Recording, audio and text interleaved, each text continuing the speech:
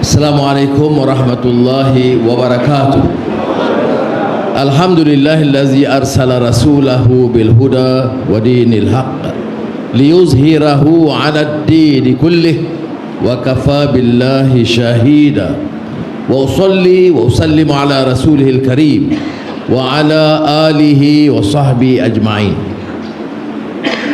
Menteri-menteri, Fadlina Siddiq dan Datuk Setia Dr. Muhammad Naim yang saya kasihi, Tuan Syekh Jamil Sadaqi bin Datuk Mursyid Diraja almarhum Syekh Tajuddin Al-Jarumi, Saudara Muhammad Fathi, pengurusi lembaga sekolah Yayasan Nadah Hasanah, Sahibul Samahah Datuk Dr. Wan Salim, Mufti Pulau Pinang, keluarga Pondok Meleleh, Ketua Setiausaha Perbendaharaan, Ketua Setiausaha Kementerian Pendidikan, dan wakil-wakil dari JAKIM, tuan-tuan guru yang saya muliakan, pendidik dan anak-anak yang dikasihi sekalian. Alhamdulillah, hari ini kita balik kepada pangkal, landasan. Seringkali saya ungkapkan pandangan, selain menyatakan penghargaan setingginya kepada Syekh saya dan mursyid saya, Syekh Jamil ni, yang banyak memberikan didikan, semangat, panduan selama bertahun-tahun menyambung tugas marhum Fadil Nur dulu kepada saya terkesan kerana berulang kali kita tekankan bahawa kalau ikut disingkap urutan sejarah, tatkala Inggeris menyerang, menakluki tanah Melayu, Belanda di Indonesia, manakah satu benteng pertahanan umat?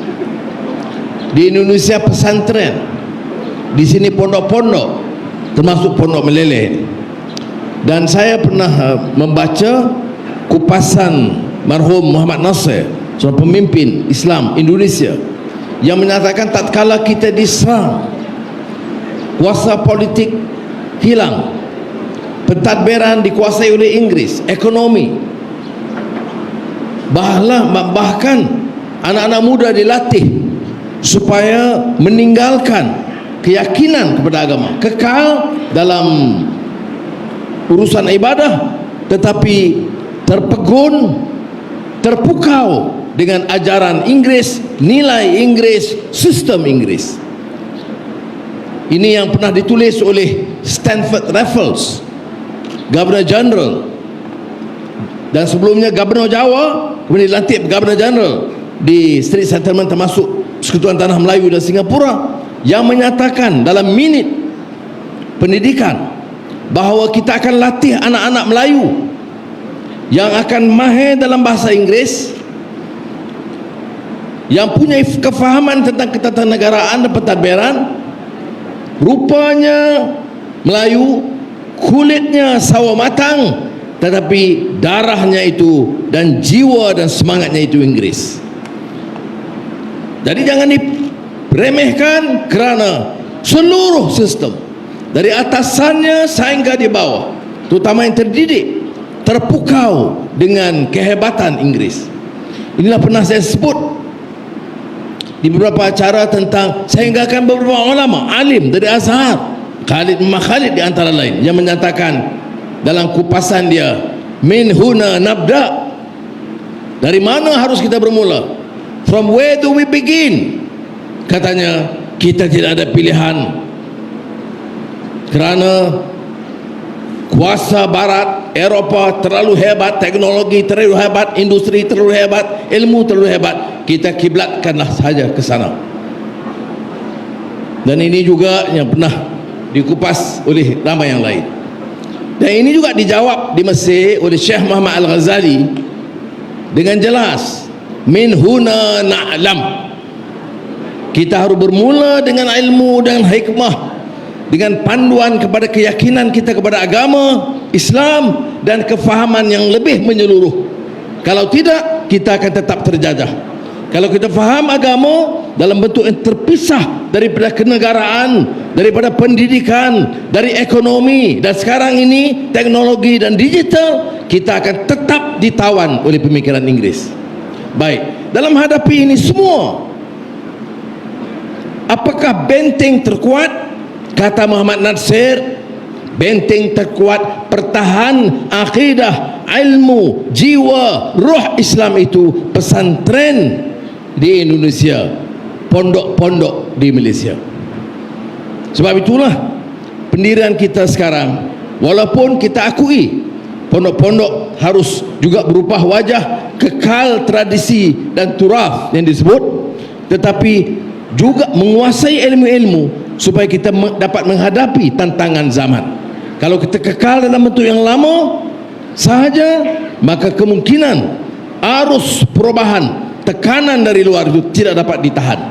Tapi kalau kita terima saja dari luar tanpa tonggak iman, akhlak, ilmu dan membentuk syakhsiyah Islamiyah yang disebut ma'nawiyah, maka akan lahir generasi muda yang terpisah dari akar umbi tradisi budaya agama mereka. Bagaimana boleh kita cantum semangat kedua-duanya? Inilah yang dicoba dibuat oleh Nazah Hasanah dan banyak lagi guru-guru dan tutup guru, supaya jangan ada salah faham. Saya tidak bermaksud untuk menyinggung atau menjawab tomahan bahwa kita telah meninggalkan agama, kita dah liberal, kita tidak bawa Islam dan sebagainya, kerana saya tidak fikir ini medannya. Saya hanya diperingatkan oleh guru-guru dan syekh kita, ingat semangat dari kupasan dari firman Allah Subhanahu wa taala, wa ibadur rahman alladzina yamshuna 'alal ardi hauna wa idza khatabahumul jahilu qalu salama. Maknanya ibadur rahman itu hamba Tuhan yang punya iman dan keyakinan. Apa dia keyakinan? Dia boleh berjalan di muka bumi ini dengan yakin ada risalah yang benar, ada risalah yang membawa perubahan dan nahdah, mengangkat martabat umat, dan tentunya akan ada serangan-serangan dan fitnah dan kecaman. Apakah jawapan yang harus kita berikan? Wa qalu salama, selamat kamu dengan kejahilan kamu, dengan keangkuhan kamu. Jadi kita tumpu dalam soal membangkitkan apa yang harus kita lakukan. Sebab itu di negara ini kita ungkapkan Madani. Madani ini tidak mungkin sama dengan konsep-konsep yang dibawa oleh filsuf atau dari barat. Ya, asasnya masih berakar kepada keyakinan, kepada nilai dan akhlak. Sama ada kita bicara soal ekonomi atau negara atau digital, dia tidak boleh terpisah dari nilai. Sebab itu kita bicara tentang kemampanan yang mesti menegakkan keadilan, tidak membiarkan golongan miskin terbiar, tidak membiarkan golongan kesenjangan melebar dan membengkak, tidak menyebabkan ekonomi kita ini tidak tentu arah. Tak ada uang hutang sehingga 1,5 triliun ringgit dan tidak dibicarakan apakah hutang begitu besar tidak jadi masalah kepada umat. Siapa yang akan bayar? Ini anak-anak muda yang akan bayar. Sebab itu orang yang mengurus ekonomi harus faham apa dia Madani, mesti bertanggungjawab. Begitu juga bila belanja lebih, apa dia defisit? Pendapatan RM1,000 sebulan, belanja RM1,500, sepanjangnya berhutang. Ini yang dilakukan oleh negara kita puluhan tahun lamanya. Dan sekarang kita cuba ubah. Jangan utang dan kurangkan belanja ikut kemampuan kita. Jangan bebankan. Apa hubungan dengan Nahdlatul Hasanah? Apa hubungan dengan Islam? Hal-hal ini. Inilah tadi Tuan Guru Syekh Jamil tadi sebut tentang minat saya tentang kupasan Munyatul Musalli oleh Syekh Abdullah Daud Fatani. Saya bukan didikan pondok, jadi saya tidak arif. Jadi banyak guru dan ustaz ramai ni, jangan, saya tidak bersaing bidang itu. Tetapi saya nak sebut, tatkala merengkok di Sungai Buloh, tentunya saya baca buku. Di antara saya buku saya minta tentunya tentang amal-amalan, zikir dan wirid dan salat-salat yang wajib, yang sunat, segala macam. Maka saya minta Munyatul Musalli, kerana kitab itu yang masyhur tentang semua jenis salat, dan juga dipakai oleh banyak pondok-pondok. Tak salah saya yang pernah mula perkenalkan teks ini kepada saya adalah marhum Fadil Noh. Dia beritahu saya. Jadi di penjara bacalah solat ini sunat, ini sunat, ini sunat. Ya, ada masa kan di penjara. Jadi amal. Tapi yang menakjubkan saya ialah ulama terkenal Kepulauan Melayu, Syekh Daud Abdullah Fatani ini menulis dalam bab akhir Tatmim Al-Faidah, impian penamat apa dia? Ini bercakap soal salat. Impian penamatnya ialah soal masyarakat, soal negara. Bagaimana hubungan salat itu dengan ketatanegaraan. Ini saya kata luar biasa Tok Guru ni. Maknanya dia tahu tentang masyarakat Fatani, masyarakat Melayu, tanah Melayu, dan dia juga pernah ke beberapa daerah lain di Kepulauan Melayu selain daripada lama di Mekah dan Banidah. Jadi saya teliti betul pandangan dia tentang kukuhkan akidah. Pemimpin mesti dampingi dengan ulama. Pemimpin mesti bawa perubahan dan bela nasib orang susah, orang miskin dan terbiar dan teraniaya dan zalim, sama ada muslim atau bukan Islam. Itu ditekankan begitu rupa. Jadi saya tentunya luar biasa kagum saya. Dan saya kata, saya buat catatan yang panjang. Dan kebetulan di penjara catatan karya tersebut dalam bahasa Inggris. Jadi saya bila keluar, terjemahkan dan diterbitkan dalam beberapa tahun yang lalu. Dan kalau ada teguran dan perbaiki, saya harap boleh dilakukan. Ini percobaan. Orang kata budak college, belajar Malay College Kuala Kangsar, belajar Universiti Melaya, tetapi cuba menunjukkan kagum kita terhadap sumbangan ulama besar Melayu di zaman silam. Dan bulan lalu, 2 bulan lalu, kita berhasil menerbitkan di bawah projek Yayasan Karyawan. Apa dia Yayasan Karyawan?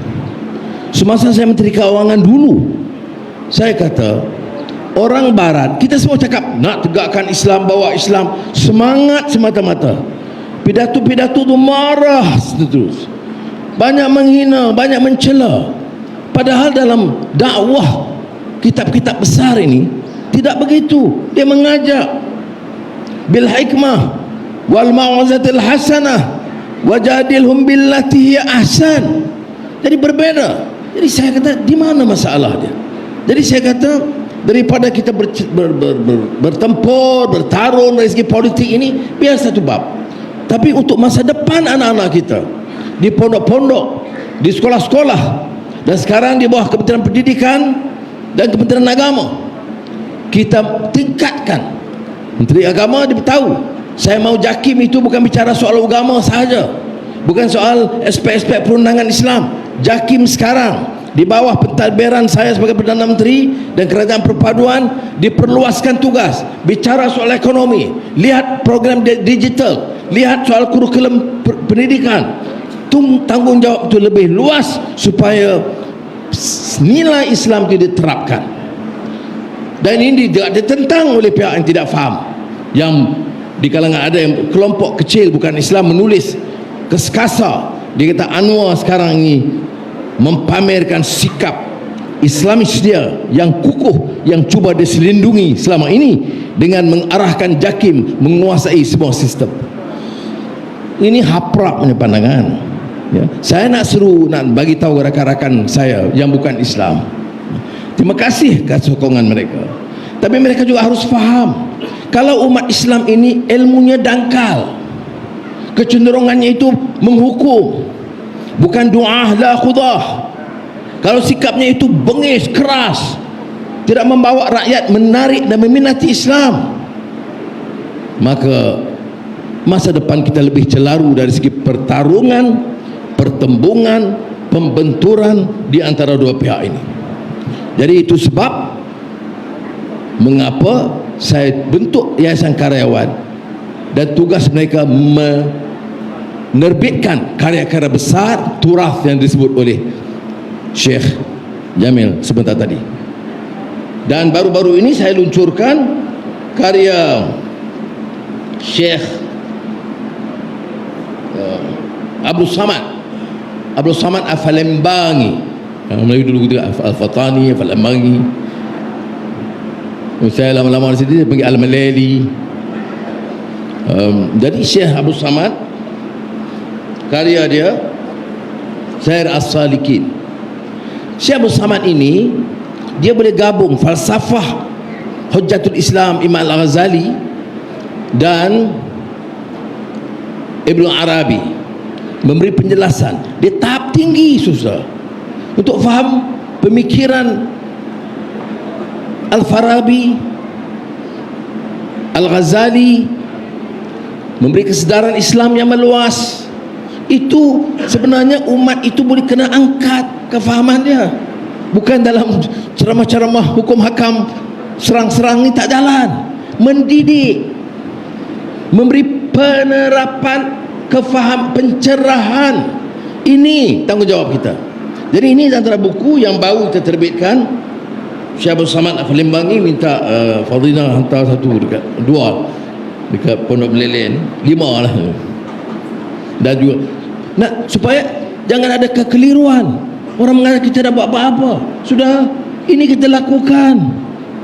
Ni 7 bulan saya dalam kerajaan, saya tidak dapat apa-apa tentangan. Kalau usaha yang baik, Dr. Naim Fadlina di dalam Jemaah Menteri belum ada soalan dia tanya waras, ya, yang bukan Islam, yang Islam harus tanya apa dia program yang dibawa oleh Perdana Menteri dan kerajaan, tapi tidak ada tentangan. Mengapa saya katakan kita harus gali turath ini, menggali semula karya-karya agung besar dulu? Kerana kita tidak boleh didik tanpa memahami khazanah ilmuwan kita. Kita boleh hebat hidup Melayu, hebat Melayu, budaya Melayu, tanya kitab Muktabar Melayu, pernah baca tak? Tak pernah dengar. Bukan tak pernah baca. Pernah dengar Mulyatu Musalita? Pernah dengar Salah Salikin Samad Falembangi? Tidak. Yang ada apa? Semangat memakai hamun. Itu beda dia. Jadi tugas kita sekarang mendidik, memberi pencerahan supaya iman, akhlak, syakhsiyah itu baik, baru kita boleh rombak dan bawa perubahan yang baik dalam negara kita. Jadi itulah yang disebut Yayasan Karyawan. Sebabnya, kalau saudara didikkan Inggris, sudah ada 100 great book series, ada 100 karya besar dari zaman Yunani, dari pandangan Shakespeare, karya John Locke, pelbagai, Swift, Adam Smith. Itu harus bacaan wajib bagi seorang sarjana hebat. Apa dia bacaan wajib bagi seorang sarjana dan intelektual Muslim? Selain pada Quran, tafsirnya, hadis, dan hari ini untuk sempena majlis ini saya ucap terima kasih dan diterbitkan sanad hadis Madani pertama. Jazakallah Syekh. Saya mungkin hafal. Ni sebenarnya Syekh Jamil dia ada cara dia. Ya, Anwar, ada hadis ni bagus dan kena ni dia bagi bulan depan kau tak hafal, dia tanya hadis yang ingat kata. Itu cara dia, cara lembut. Dia tak marah saya lah, tapi saya faham lah. Ni dia bagi itu hadis ni pula, maknanya dalam 2-3 minggu saya tak hafal, parah saya. Baik, jadi kita tak malu. Umur saya sama umur Pondok Meleleh, nak cecah masuk 76. Tapi saya berdamping ulama, dia cadang mana yang harus baca. Kerana sementara boleh jadi ilmu saya dalam banyak bidang lain, okey, tetapi dalam bidang ilmu hadis itu saya kena rujuk kepada ulama. Sebab itu kadang-kadang ada kekeliruan. Jangan rujuk. Kata rujuk macam mana? Kita hafal berapa? 100 hadis, 200 hadis. Orang ni boleh rujuk pada 200,000. Jadi kita, kefahaman kita tentunya mesti merujuk. Inilah yang saya sebut tadi. Orang barat ada 100 great books. Orang Cina ada karya-karya besar dia selain daripada Mao Zedong. Karya-karya dulu, Lao Tzu, Kung Fu Tzu, Meng Tzu, karya-karya besar. Orang India Bhagavad Gita dan lain-lain. Ini kalau saya sebut pula ni, orang kata pula tengok Anwar, dia pergi pondok melirik, dia cerita pasal karya Hindu dengan Cina. Tengok bahaya ambil sekerat-sekerat ni. Sebab tu kadang-kadang TikTok ni kita kena faham. Dia ambil sebahagian. Dulu saya sebut, kita nak jadi pemimpin rakyat Malaysia ni kena jaga semua. Kita kena jaga soal anak Melayu macam anak kita, anak Cina anak kita, anak India anak kita, anak Dayak anak kita, anak Kadazan anak kita dan lain-lain. Dia potong bab pertama, dia buat kita kalau jaga Malaysia ini, anak Cina anak kita, anak India, anak Melayu tak ada. Jadi yang orang Chok Tok Kun tengok ni, dia kata Tok Sri pasal apa Tok Sri tinggal anak Melayu? Tengok, itu bahaya. Sebab itu ilmu ini ada landasan dia, ada pertanggungjawabannya.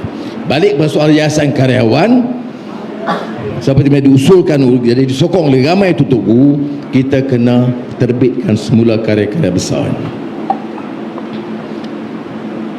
Jadi itu hari ini maknanya sanad hadis madani pertama yang hadirin ni dah pegang, dah hafal lah. Susah mensip. Baik saya jangan main meleleh. Kalau main tiap bulan jenuh aku nak hafal banyak. Kemudian Mundiatul Masalih ini sekadar pengalaman saya, tapi disebut juga dibawa tentang Tatim Al-Faidah dalam tulisan Jawi yang lama. Dan bila saya baca daripada tulisan Jawi yang lama tu, Syekh Jamil dia terkejut. Itu macam mana mengaji sekolah orang putih boleh baca? Itulah maknanya tekun kita menggunakan masa, terutama masa cuti di Istana Hinggap Sungai Buloh, teliti balik. Bukan senang nak baca tahun 1776 nya terbitan. Dia punya ejaan tu memang bawah. Itu mereka tutup guru kita ramai yang masih boleh kekal. Baik. Jadi baik. Apa yang kita lakukan dalam belanjawan madani? Kita tambah peruntukan. Dengar. Yang suruh dengar, kita tidak sokong Islam. Kita bawa mesej liberal. Kita nak sokong LGBT. Kita khianati amanah Islam. Ya, saudara dengar. Saya tak mahu hujah bab tu. Saya nak bagi tahu apa yang kita lakukan. Peruntukan bagi JAKIM paling tinggi dalam sejarah, termasuk dalam tahun-tahun yang lalu, 1.5 bilion ringgit.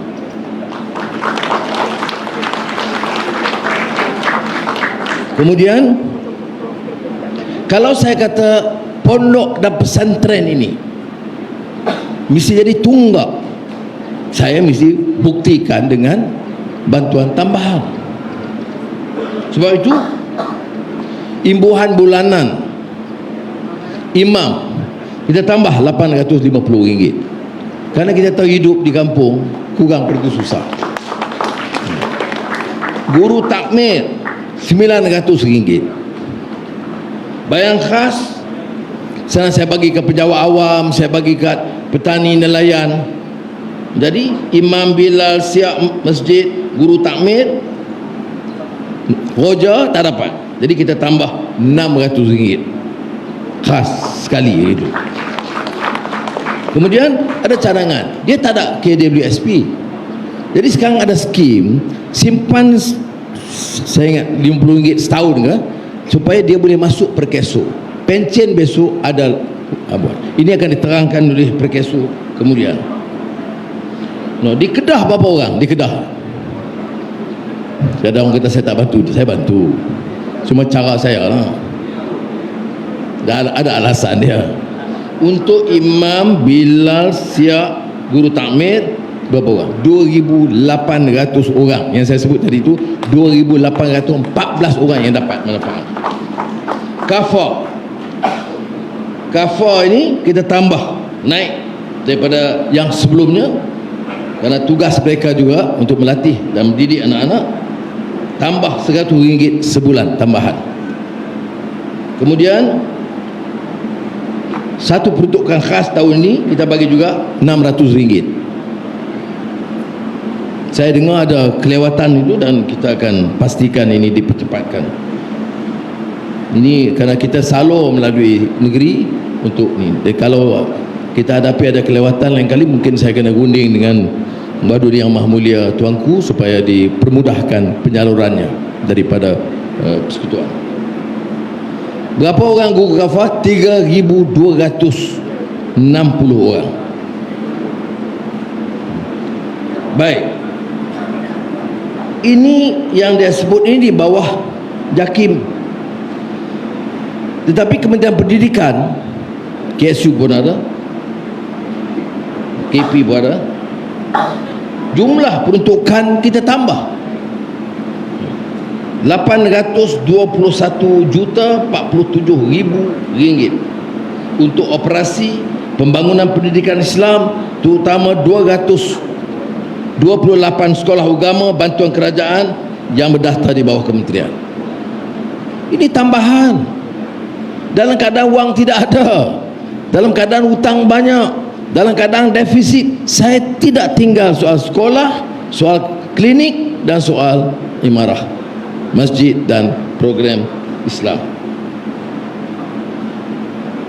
5 juta untuk pendidikan Islam yang berdaftar bagi tujuan kursus dan latihan para guru. Bantuan pendidikan di bawah JAKIM tambahan 150 juta. Daripada 1.5 budak menteri dia tengok, dia cantik, dia minta lagi. Bagi negeri Kedah, berapa banyak kelulusan? Bagi 36 institusi pendidikan, 604,180,000 ringgit. Maaf, 604,000. Itu jenuh tanya saya, susah. Kerajaan Perpaduan turut menyumbang semula sejumlah 1,985,000 ringgit kepada 28 pondok, tahfiz, ma'had, sekolah agama yang berdaftar di negeri Kedah. Ini tak termasuk yang saya luluskan peringkat awal untuk Nahdah Hasanah ini. Sebagai peringkat awal, kita luluskan 1.2 juta ringgit hari ini.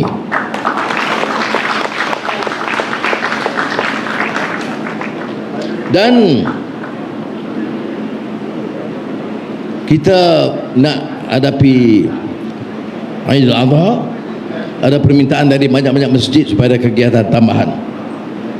Jadi ada 558 masjid qaryah di 12 daerah seluruh di Kedah yang berdaftar di bawah Jabatan Hal Agama Kedah. Bagi tujuan imarah masjid sempena Hari Raya Aidil Adha, untuk 588 masjid saya luluskan RM5,000 untuk tujuan tersebut. Orang Kedah kata, termasuk orang Cotokun, kena pekin. Bila kita pekin, tak boleh. Kita boleh belanja untuk yang kebaikan. Ya. Saya duduk di Sungai Long, tapi rumah rasmi Seri Perdana. Dulu, kadang dululah belanja 38 juta nak bagi elok. Saya tak belanja 1 sen kerana saya kata wang rakyat, rumah dia lagi teruk, Seri Perdana dah cantik, tak payah. Ya. Sebabnya 38 juta tu boleh balik kepada untuk takmir masjid. Kalau semua duk belanja untuk pembesar-pembesar, yang kecil-kecil ni tunggu 5 tahun lagi atau 10 tahun lagi. Sebab itu saya kata harus ada hikmah daripada kupasan seperti orang seperti Syekh Daud Fatwani. Bercakap soal Munyatul Musalli tetapi bawa kepada ketatanegaraan. Karena kita jaga masyarakat, kita jaga negara. Jadi saya harap dengan beberapa penjelasan ini yang agak panjang, saya nak bagi jaminan, ya. Tak apa, orang cakap tu boleh, dia bebas bercakap. Tetapi saya minta lah Tok Guru, ustaz-ustaz boleh bagi pandangan yang lain dan pilih apa yang mereka pilih. Tetapi janganlah terbawa-bawa dengan politik perpecahan. Sebanyak kes.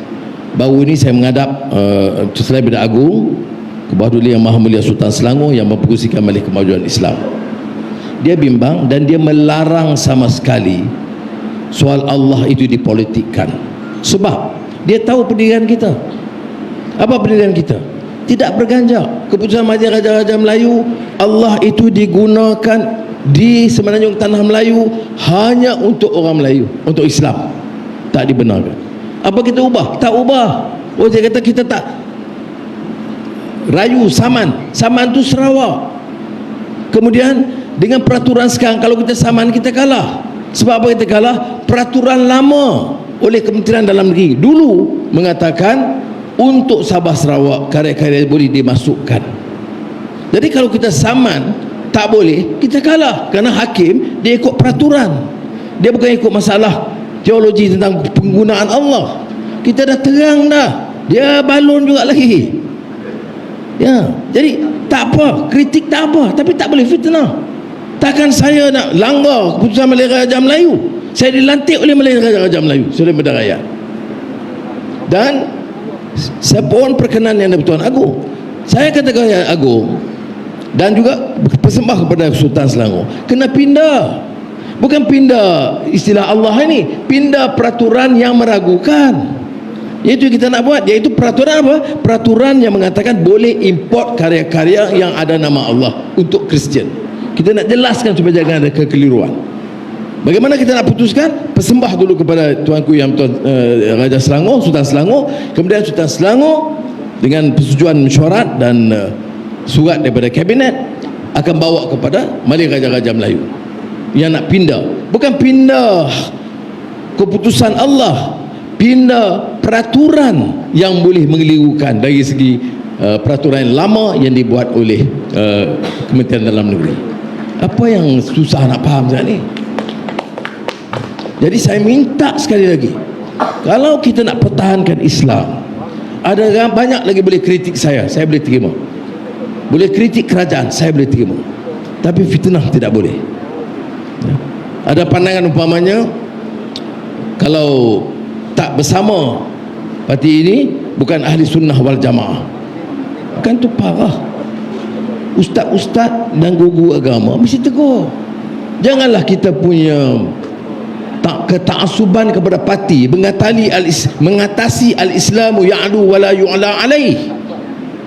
Jadi saya harap ini, saya guna kesempatan ini kerana ini majlis yang permai, ya, bahawa kita sedaya upaya. Kalau ada cadangan lain, tok-tok guru, ustaz-ustaz, mufti, dah Anwar, dia kena buat yang ini tambahan.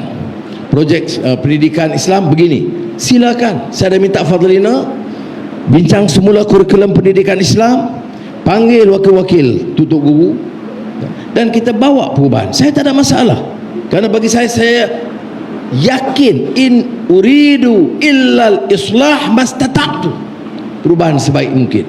Dan saya tidak memimpin satu kerajaan yang mengatakan kita sudah sempurna dalam jasa kita. Tak. Saya memimpin itu kerajaannya itu kerajaan islah, kerajaan reformasi. Patut ubah, kita ubah. Patut pertahan, kita pertahan. Dan yang penting sekali yang saya nak ubah apa dia? Hentikanlah amalan guna duit rakyat untuk memperkayakan Perdana Menteri atau menteri-menteri dan menteri kewangan. Ya. Ada orang kata perkara ini dia tak larat dengar. Saya kata betul. 7 bulan tak ada satu projek yang disakau oleh menteri kewangan atau menteri-menteri. Dan saya bagi tahu, kalau berlaku, saya tak kira dari parti mana, saya tidak ada pilihan, tapi minta dia undur daripada kerajaan dan tindakan akan diambil. Bagi ada orang kata ini remeh, tak betul, dah benci dengar dah, tak payah dengar lah masalah rasuah. So, rasuah ini puluh bilion ringgit, bukan puluh ringgit, puluh bilion ringgit. Oh, fitnah, tak ada fitnah.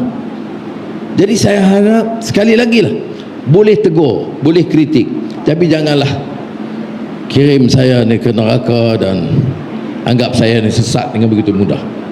Saya cuba sebaik mungkin, astaghfirullahalazim, istighfar kepada Allah Taala, dan mohon kerjasama saudara untuk bekerja sebagai satu pasukan untuk membantu meningkat guna kuasa. Percayalah, bukan saya nak sebut pasal diri saya, tapi saya yakin dan kawan-kawan saya di dunia Islam itu masih mau melihat suatu perubahan yang baik dalam negara kita, sentiasa berkunjung. Malam esok Imam Palestin dan satu mursyid guru besar, guru tasawuf Afrika yang ulung, Syekh Abdul Rahman akan ke rumah saya, dan selalu sebelum majlis, seperti saya tiap kali saya jumpa Syekh Jamil, saya akan jumpa dia seorang demi seorang, dengar nasihat dia, dengar teguran dia, apa yang patut saya teruskan, apa yang jangan saya lakukan. Begitulah juga malam esok di Seri Perdana. Jadi ini kerana apa? Kerana kita tawaduk. Saya tidak mahu umpamanya gunakan kedudukan untuk mencuri wang, zalim pada orang, kerana saya akan bertanggungjawab kepada Allah SWT. Sekali lagi saya ucap penghargaan setinggi-tingginya kepada seluruh keluarga Nahdlatul Hasanah yang dulu dikenali sebagai Pondok Meleleh. Bila saya kenal dulu Tok Guru, saya kenal sebagai Pondok Meleleh je lah. Dan seperti sudah tahu, Syekh Tajuddin Ajarumi ini, walaupun saya tidak kenal rapat, tapi sangat simpati, sangat kasih dan sangat mesra dengan saya dan bagi dukungan yang sangat kuat, sama ada saya dalam kerajaan atau bila saya susah. Jadi untuk itu saya tidak boleh lupa jasa dan semangat yang ditunjukkan. Dan saya juga bersama saudara sambut Jubli Intan ini dengan harapan dapat ditingkat lagi tabat sekolah ini sebagai sekolah dan madrasah yang terkenal dan boleh membawa mesej Islam yang boleh membantu mengangkat negara madani. Wassalamualaikum warahmatullahi wabarakatuh.